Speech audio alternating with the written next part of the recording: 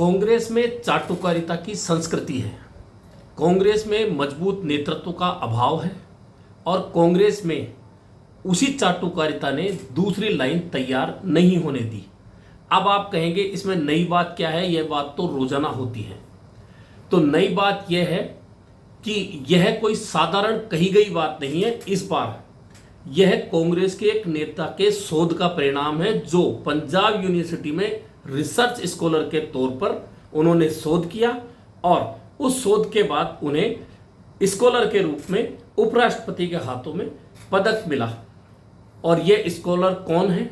यह research scholar हैं चरणजीत सिंह चन्नी, जो पंजाब के मुख्यमंत्री बनाए गए थे और उनके नेतृत्व में पार्टी चुनाव में गई और जो हालात हुए वह सभी के सामने हैं। यानी कि उन्होंने कांग्रेस की वह बुनियादी बातें अपने शोध के जरिए बाहर ला दी, जिसकी अब चर्चा बहुत ज्यादा हो रही है। क्योंकि वैसे साधारण बातचीत में यदि कोई कह भी दे कि कांग्रेस में चाटुकारिता की संस्कृति है तो उसे कोई मानता नहीं है। खास तौर पर कोई नेता तो कभी मानने को तैयार ही नहीं होता। लेकिन चूंकि पंजाब के पूर्व मुख्यमंत्री चरणजीत सिंह चन्नी ने यह बात कही है कि चाटुकारिता की संस्कृति के चलते पार्टी को कई जगह डैमेज होना पड़ा है, कई जगह पार्टी का नुकसान हुआ है। वहीं उन्होंने दूसरी बात कही है कि पार्टी में दूसरी लाइन तैयार नहीं होने दी उन नेताओं ने जिन्होंने एक तरह से एक छत्र या छत्रप बनकर अलग अलग राज्यों में राज किया है। उन्होंने राजस्थान का उदाहरण दिया, गुटबाजी की बात की और कहा कि कांग्रेस में गुटबाजी इस स्थिति में है कि राजस्थान में अशोक गहलोत और सचिन पायलट लड़ते हैं, छत्तीसगढ़ में भूपेश बघेल और केपीएस सिंहदेव, टीएस सिंहदेव जो केपीएस सिंहदेव के बेटे हैं, वे वहां गुटबाजी है। वे मध्य प्रदेश में ज्योतिरादित्य सिंधिया के कांग्रेस छोड़कर जाने की बात करते हैं, उसे भी गुटबाजी का कारण बताते हैं। वहीं अन्य प्रदेशों में भी जो गुटबाजी है उसको भी वे उसमें अपने शोध में इंगित करते हैं चरणजीत सिंह चन्नी। यानी कि उन्होंने कांग्रेस की वे बुनियादी बातें अपने शोध में की हैं जो फिलहाल तो बातचीत में होती थी, लेकिन जब एक पूर्व मुख्यमंत्री यह बात करता है तो निश्चित तौर पर ऊपर तक कांग्रेस के नेतृत्व तक यह बातें आती हैं और उस पर विचार भी होता है।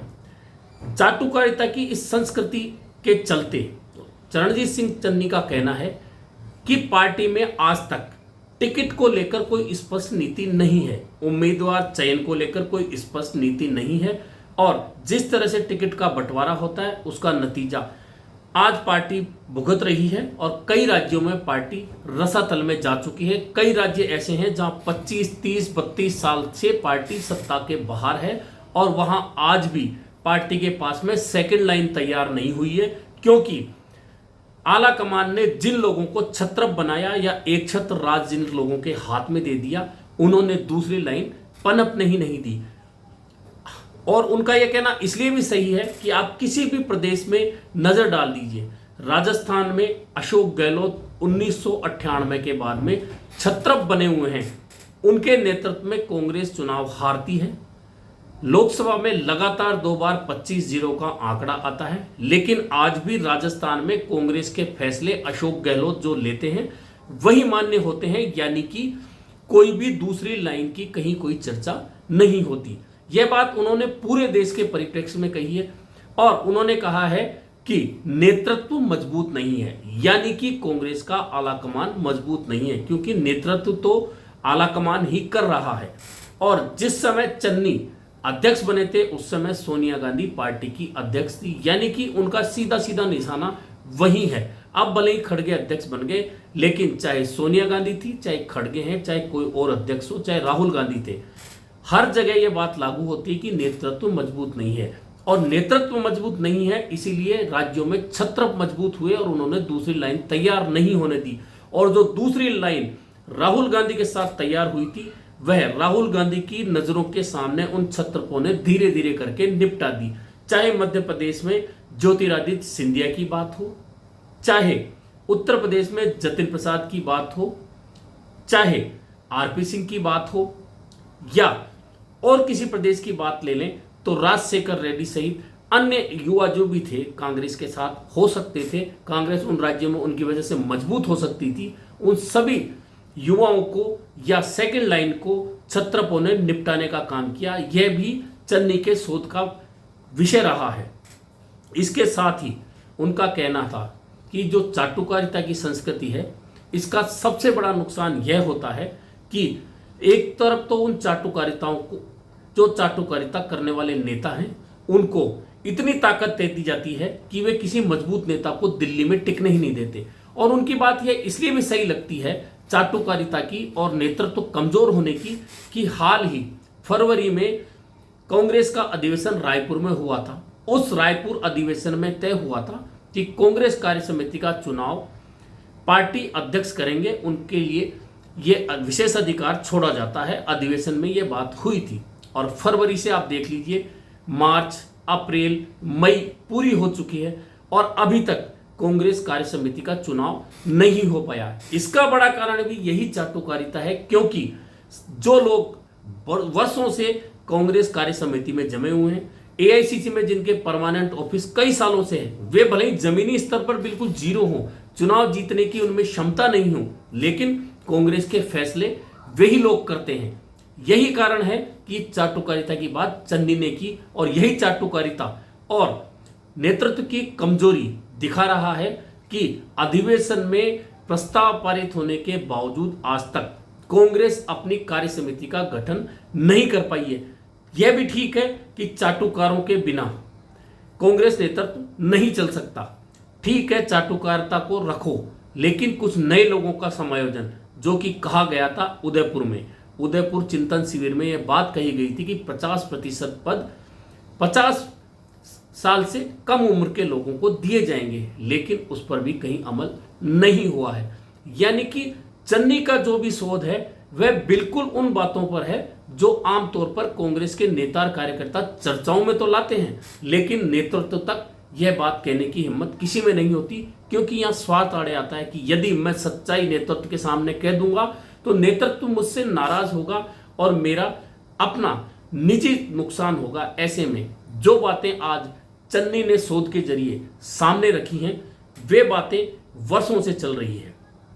अब दूसरी लाइन की बात कहीं भी ले लीजिए, आपने पंजाब के मुख्यमंत्री चरणजीत सिंह चन्नी को बनाया, लेकिन किस वक्त बनाया? जब चुनाव सिर पर थे। आपने अमरिंदर सिंह को हटाया, लेकिन कब हटाया? जब चुनाव सिर पर थे। और निश्चित तौर पर एक लंबे समय से मुख्यमंत्री रहा व्यक्ति छत्रप हो जाता है। अमरिंदर सिंह भी छत्रप थे और जब वे पार्टी से अलग हुए तो नुकसान क्या हुआ वह सभी के सामने है कि नया मुख्यमंत्री देने के बावजूद पार्टी बहुत बुरी हार के साथ सत्ता से बाहर हुई पंजाब में। और ऐसा कई राज्यों में होता रहा है। यदि नेतृत्व मजबूत होता, सत्ता का शेयरिंग करता, कोई एक छत्रप नहीं होता, तो क्या ज्योतिरादित्य सिंधिया पार्टी छोड़कर मध्य प्रदेश में जाते और कांग्रेस की सरकार गिरती? आज राजस्थान में भी यही हालात बने हुए हैं कि यहां कांग्रेस नेतृत्व की कमजोरी के चलते छत्रप बने हुए अशोक गहलोत पावर शेयरिंग के लिए तैयार ही नहीं है। बात सिर्फ यह नहीं है कि वे सचिन पायलट को पावर शेयर नहीं करना चाहते, वे दूसरी लाइन के किसी भी नेता को पावर शेयर नहीं करना चाहते, चाहे हरीश चौधरी हो, चाहे रघु शर्मा हो, चाहे जितेंद्र सिंह हो या किसी अन्य नेता का नाम ले दीजिए। आप बता दीजिए कि राजस्थान में अशोक गहलोत पावर शेयरिंग किसके साथ करना चाहते हैं। अशोक गहलोत सिर्फ उस व्यक्ति पर मेहरबान होते हैं जो कभी उनके चेहरे की तरफ, आंखों की तरफ नहीं देखे और सिर्फ पैरों की तरफ देखते रहें या नीचे नजर करके रखें, इसको ऐसे भी कह सकते हैं। यही कारण है कि राजस्थान में भी दूसरी लाइन तैयार नहीं हो पाई। हाँ, सचिन पायलट ने संघर्ष किया, लेकिन आज देख सकते हैं कि सचिन पायलट कहां है।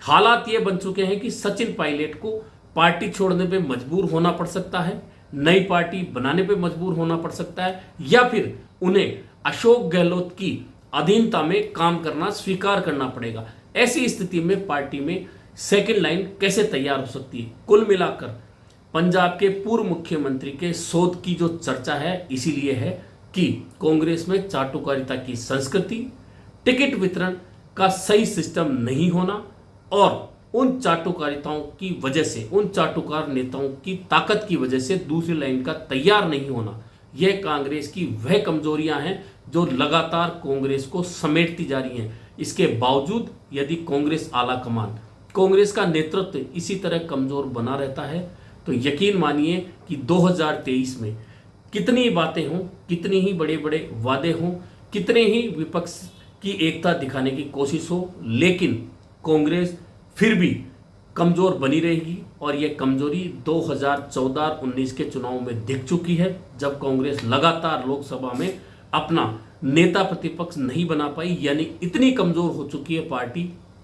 उसके बावजूद यदि कोई पूर्व मुख्यमंत्री कहता है कि चाटुकारिता के कारण पार्टी कमजोर हो रही है, दिल्ली में चाटुकार मजबूत हैं, नेतृत्व कमजोर है, टिकट की कोई नीति नहीं है, अगर इन बातों पर अब भी कांग्रेस का नेतृत्व, कांग्रेस आलाकमान गौर नहीं करता तो यकीन मानिए आने वाले दिनों में या आने वाले महीनों सालों में जो भी चुनाव होंगे उसमें पार्टी को इन्हीं कारणों से और ज्यादा नुकसान होगा।